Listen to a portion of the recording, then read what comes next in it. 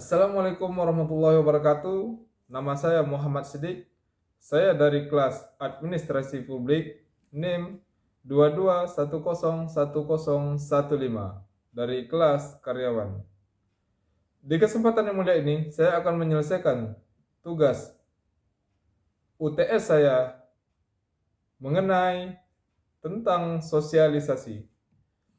Sosialisasi adalah sebagai sebuah proses seumur hidup yang berkenaan dengan cara individu mempelajari hidup, norma, dan nilai sosial yang terdapat dalam kelompoknya agar dapat berkembang menjadi pribadi yang diterima oleh kelompoknya.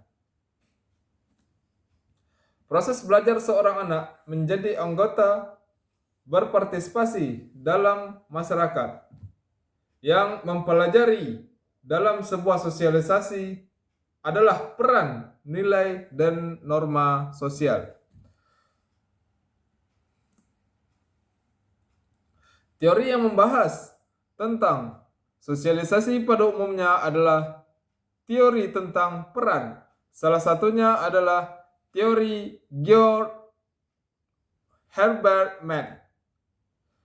Dia mengatakan manusia yang lahir belum mempunyai diri ataupun jati diri. Oleh sebab itu, maka proses sosialisasi sangat dibutuhkan oleh seorang anak.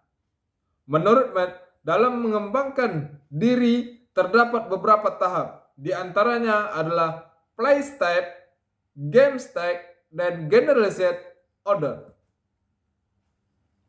Play step adalah seorang anak mulai belajar mengambil peran yang ada di sekitarnya. Misalkan meniru apa yang dilakukan oleh orang tua, apa yang telah dilakukan oleh tetangga, dan apa yang telah dilakukan oleh masyarakat di sekitarnya. Dia dengan sangat mudah untuk meniru tingkah laku orang tersebut. Kemudian game stake. Game stake adalah seorang anak yang telah mengetahui peran yang harus dijalankannya, tetapi mengetahui pula peran yang akan dijalankan oleh orang lain. Misalkan seorang anak diberikan tugas belajar kelompok, maka anak tersebut ditunjuk sebagai ketua. Anak tersebut mengetahui peran dia sebagai ketua dan juga peran anggotanya, peran orang lain sebagai anggotanya. Kemudian order, generalized order. Seorang anak telah mampu berinteraksi dengan orang lain dalam masyarakat karena telah memahami peran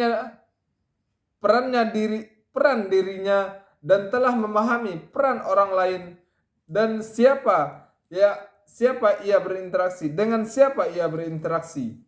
Misalkan selaku anak, ia telah memahami peran yang dijalankan oleh kakaknya, oleh abangnya, dan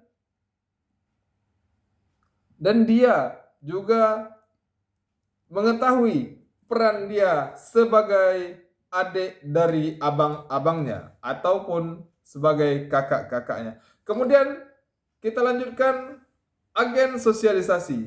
Di sini agen sosialisasi ada dua. Yang pertama, referensi socialization. Ini adalah seorang anak akan diberikan hukuman ketika melakukan kesalahan ataupun melanggar aturan yang telah ditetapkan dalam keluarga.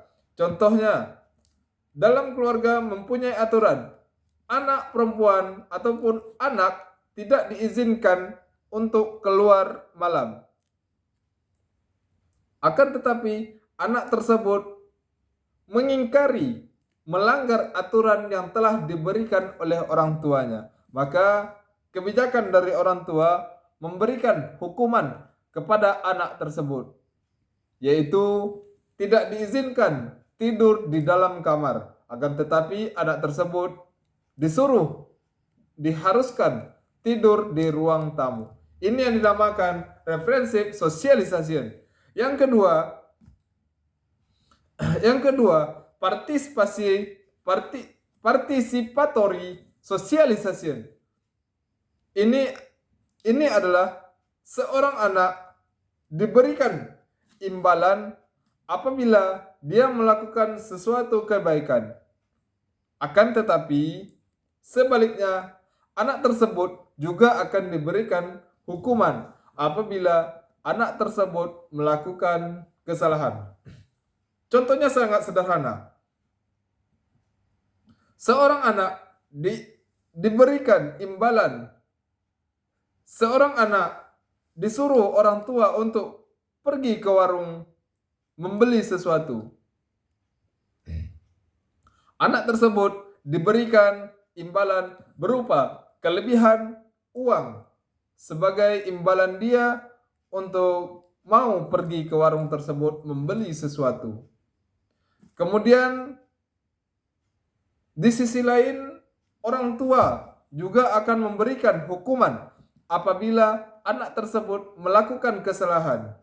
Ketika dia pergi ke warung tadi, anak tersebut melakukan kesalahan, telur yang dia beli pecah, maka orang tua memberikan hukuman dengan mengurangi uang jajannya untuk membeli telur tersebut. Itu yang dinamakan participatory socialization. Hanya ini yang dapat saya sampaikan. Lebih dan kurang saya mohon maaf. Wabillahi taufiq wal hidayah. Assalamualaikum warahmatullahi wabarakatuh.